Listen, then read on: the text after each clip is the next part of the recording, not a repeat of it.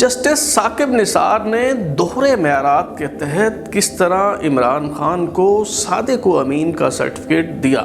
عدالتی نظام کو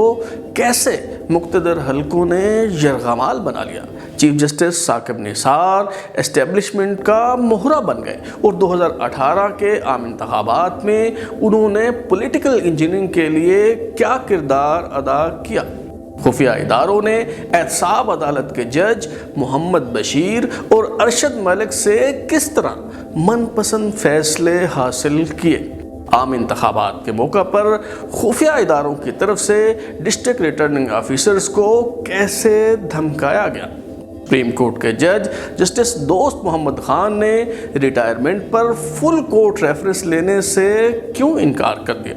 آج ہم چیستہ میں لپٹی یہی پہیلیاں سلجھانے کی کوشش کریں گے۔ پاکستان کے منصف سیریز کی 37ویں قسط کے ساتھ میں ہوں بلال غوری اور آپ دیکھ رہے ہیں ترازو۔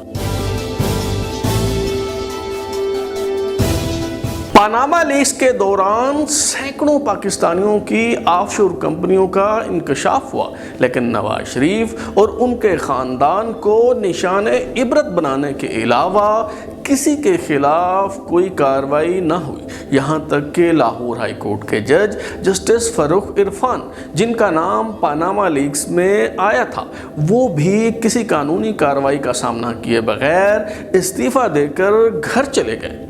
پی ٹی آئی کے چیئرمین عمران خان جو کہا کرتے تھے کہ لوگ لوٹ مار کا پیسہ چھپانے کے لیے آف شور کمپنیاں بناتے ہیں، ان کی بھی نیازی سروسز کے نام سے آف شور کمپنی نکل آئی۔ نواز شریف کے خلاف پاناما کیس کی سماعت کے دوران ہی تحریک انصاف کے سربراہ عمران خان اور پی ٹی آئی کے سیکرٹری جنرل جہانگیر ترین کو آئین کے آرٹیکل 62-63 کے تحت نااہل قرار دینے کے لیے حنیف عباسی کی طرف سے درخواستیں دائر کی گئی۔ جب ان درخواستوں پر چیف جسٹس ثاقب نثار کی سربراہی میں سماعت شروع ہوئی تو یوں لگا جیسے معزز جج صاحبان منصف ہی نہیں بلکہ وکلائے صفائی بھی ہیں۔ وہی عدالت جہاں وزیر اعظم نواز شریف کو جھوٹا قرار دیتے ہوئے یہ کہہ کر نکال دیا گیا تھا کہ وہ صادق و امین نہیں رہے، وہاں جب عمران خان کی نااہلی کا معاملہ آیا تو معزز جج صاحبان نے فرمایا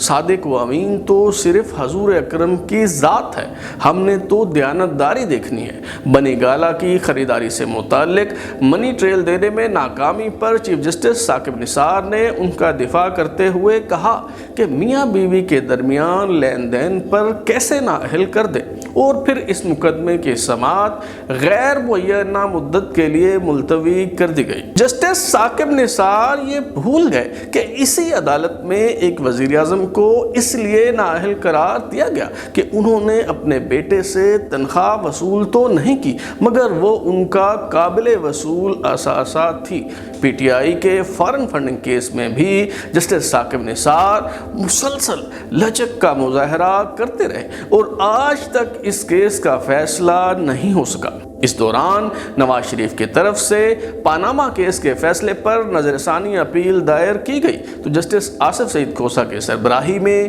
5 رکنی لارجر بینچ نے محض 3 سماعتوں کے بعد انتہائی عجلت میں 15 ستمبر 2017 کو یہ اپیلیں خارج کر دی۔ عمران خان کا بنی گالہ والا محل غیر قانونی تعمیرات میں شامل تھا اور جب چیف جسٹس ثاقب نثار نے تجاوزات پر از خود نوٹس لیا تو عمران خان نے جعلی NOC جمع کروا دیا۔ یونین کونسل 12 کو کے سیکرٹری محمد عمر نے عدالت میں جمع کروائے گئے تحریری بیان میں بتایا کہ بنی گالہ کا NOC اور بلو پرنٹ دونوں جعلی ہیں۔ محمد عمر نے کہا کہ NOC کمپیوٹرائزڈ ہے جبکہ تب یونین کونسل میں کمپیوٹر سسٹم دستیاب نہیں تھا اور ہاتھ سے لکھ کر NOC جاری کیے جاتے تھے۔ بطور سیکرٹری میں نے یہ NOC جاری نہیں کیا۔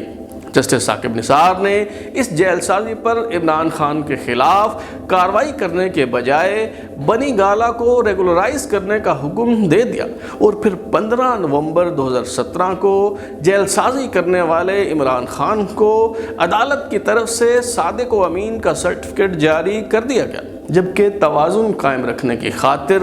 جہانگیر ترین کو آئین کے آرٹیکل 62-63 کے تحت نااہل قرار دے دیا گیا۔ نواز شریف نے جی ٹی روڈ سے لاہور آتے ہوئے ووٹ کو عزت دو کا نعرہ لگایا اور یہ شکوہ کیا کہ کبھی ڈکٹیٹر تو کبھی جج ووٹ کی پرچی پھاڑ دیتا ہے۔ قومی اسمبلی میں انتخابی اصلاحات کا بل منظور ہوا تو اس کی شق 203 کے ذریعے پولیٹیکل پارٹیز آرڈر 2002 کے تحت عائد اس پابندی کو ختم کر دیا گیا جو جنرل پرویز مشرف نے لاگو کی تھی۔ پی پی او کی اس شق کے تحت وہ شخص جسے آئین کے آرٹیکل 62-63 کے تحت نااہل قرار دیا گیا ہو وہ پارٹی صدر نہیں بن سکتا تھا، مگر انتخابی اصلاحات بل منظور ہونے پر یہ پابندی ختم ہو گئی تو نواز شریف ایک بار پھر مسلم لیگ نون کے صدر بن گئے۔ انتخابی اصلاحات بل کے ذریعے پولیٹیکل پارٹیز آرڈر میں کی گئی ترمیم کو سپریم کورٹ میں چیلنج کیا گیا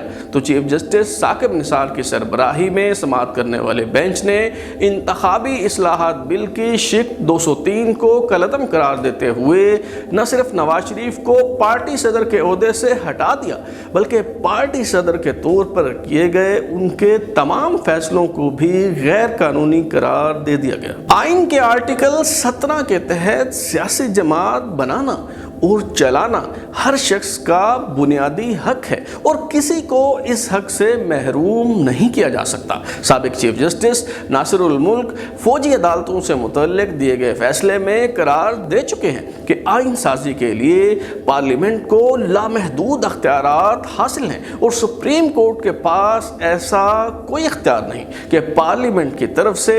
آئین میں کی گئی کسی ترمیم کو کالعدم قرار دے سکے، مگر چیف جسٹس ثاقب نثار جو اسٹیبلشمنٹ کا مہرہ بن چکے تھے انہوں نے سیاسی بندوبست کی خاطر یہ فیصلہ ان حالات میں دیا کہ چند روز بعد سینٹ کے انتخابات ہونا تھے اور اس فیصلے کی روح سے نواز شریف کے جاری کیے گئے پارٹی ٹکٹ بھی منسوخ ہو گئے تو مسلم لیگ نون کے امیدواروں کو آزاد امیدوار کی حیثیت سے سینٹ انتخابات میں حصہ لینا پڑا اور اس فیصلے سے ان مقتدر حلقوں کا منصوبہ پایہ تکمیل کو پہنچا جو کہا کرتے تھے کہ مسلم لیگ نون کو سینٹ میں اکثریت حاصل نہیں کرنے دیں گے۔ جسٹس ثاقب نثار نے سیاسی بندوبست میں اہم کردار ادا کرتے ہوئے ایک اور متنازع فیصلہ 17 اکتوبر 2018 کو تب دیا جب مسلم لیگ نون کے 2 سینیٹرز ہارون اختر اور شاہد خاقان عباسی کے ہمشیرہ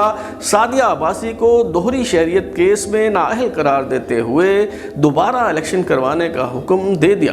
دوہری شہریت کیس کی سماعت تو سینٹ انتخابات اور عام انتخابات کے انعقاد سے پہلے شروع ہوئی تھی، مگر چیف جسٹس ثاقب نثار نے یہ فیصلہ تب دیا جب تحریک انصاف اقتدار میں آ چکی تھی اور اب دوبارہ انتخابات کا مطلب یہ تھا کہ یہ دونوں نشستیں پی ٹی آئی کی جھولی میں ڈال دی گئیں۔ چودھری سرور بھی دوہری شہریت کے حامل تھے اور انہوں نے بھی انتخابات میں حصہ لیتے وقت برطانیہ کی شہریت چھوڑنے کا دعویٰ کیا،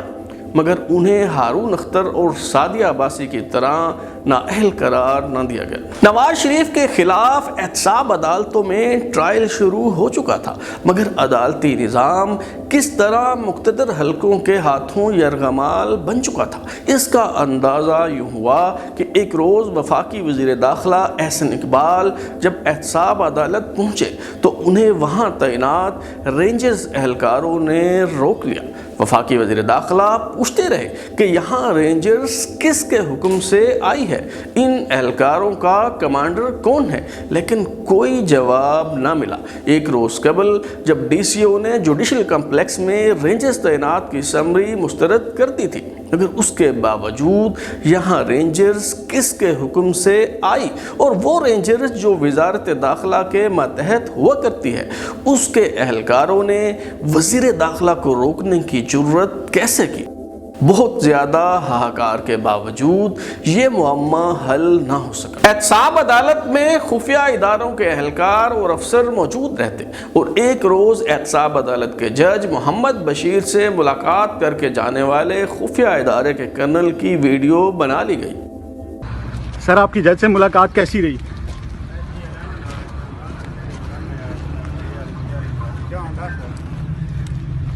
سر ہماری اس کے کوئی نہیں، کوئی ملاقات کسی سے نہیں ہوئی۔ ہمارے داخلے کا بھی کوئی کہیں سر ان کو؟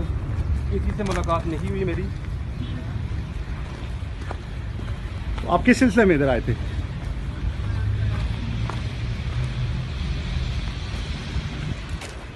आपकी किससे मुलाकात हुई है? हमारी भाई किससे मुलाकात होनी? इस दौरान चीफ जस्टिस साकिब निसार की सरबराही में सुप्रीम कोर्ट ने एक और मुतनाज़ फैसला ये दिया कि आइन के आर्टिकल 62(1)(f) की तशरीह करते हुए नवाज शरीफ को ताहयात नाअहल करार दे दिया गया। आइन की मज़कूरा शेख के तहत नाअहली की मुद्दत के तय्युन के हवाले से अबहाम था, तो पार्लियामेंट को कानून साजी करके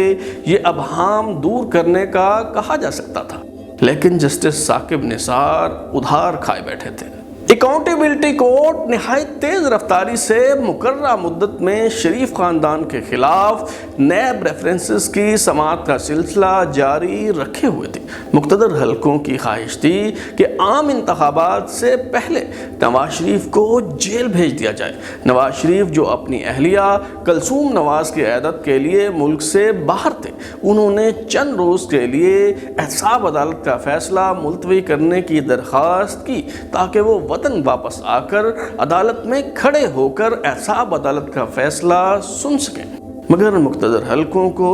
ये बात मंजूर ना थी। एवन फील्ड रेफरेंस की समाअत के दौरान साबिक वज़ीर-ए-आज़म नवाज शरीफ 78 बार, जबकि उनकी साहबजादी मरीम नवाज 80 मरतबा अदालत में पेश हुई। एहतसाब अदालत के जज मोहम्मद बशीर ने 6 जुलाई 2018 को जुमा के रोज़ फैसला सुनाने का इंदिया दिया था। सुबह से शाम हो गई मगर फैसला ना आया तो ये क्यास आराइयाँ होने लगी कि फैसला कहीं और लिखा जा रहा है। आखिरकार शाम 4:30 बजे सुनाए गए फैसले में नवाज शरीफ को एवन फील्ड रेफरेंस में 10 साल, मरीम नवाज को 7 बरस, जबकि कैप्टन सफदर को 1 साल कैद की सज़ा सुना दी गई। चंद रोज़ बाद नवाज शरीफ ने लाहौर एयरपोर्ट पर अपनी बेटी मरीम नवाज के हमरा गिरफ्तारी दे दी।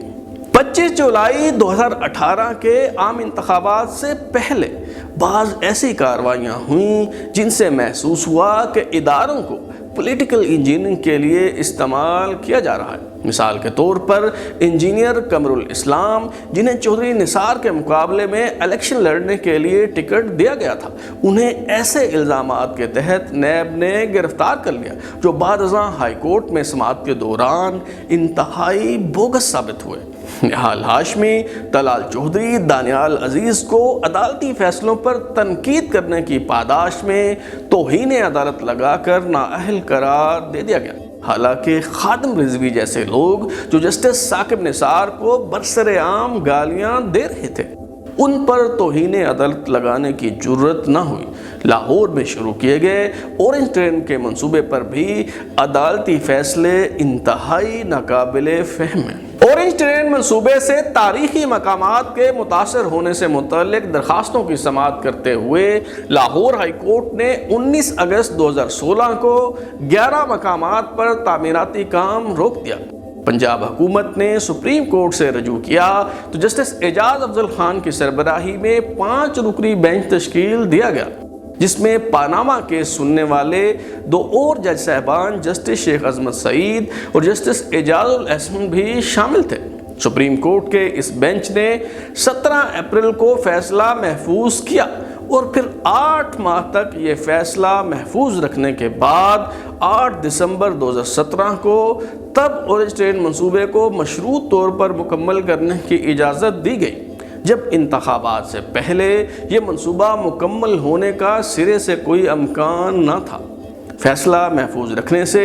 मुस्लिम लीग नून को तो सियासी तौर पर नुकसान हुआ ही, मगर मुल्क को भी नाकाबिल तलाफ़ी नुकसान का सामना करना पड़ा और ये मंसूबा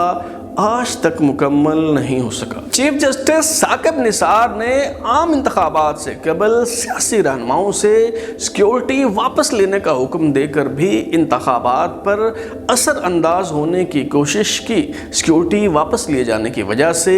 ANP के रहनुमा हारून बिलोर शहीद हो गए, जबकि दोनों बड़ी सियासी जमातों मुस्लिम लीग नून और पीपल्स पार्टी के रहनुमाओं को भरपूर अंदाज में इंतखाबी मुहिम चलाने का मौका ना मिल सका। आम इंतखाबात में اپنی مرضی کے انتخابی نتائج حاصل کرنے کے لیے وہ حلقے سرگرم تھے جنہیں بدترین سنسرشپ کے باعث لوگوں نے خلائی مخلوق اور محکمہ زراعت کا نام دے رکھا تھا۔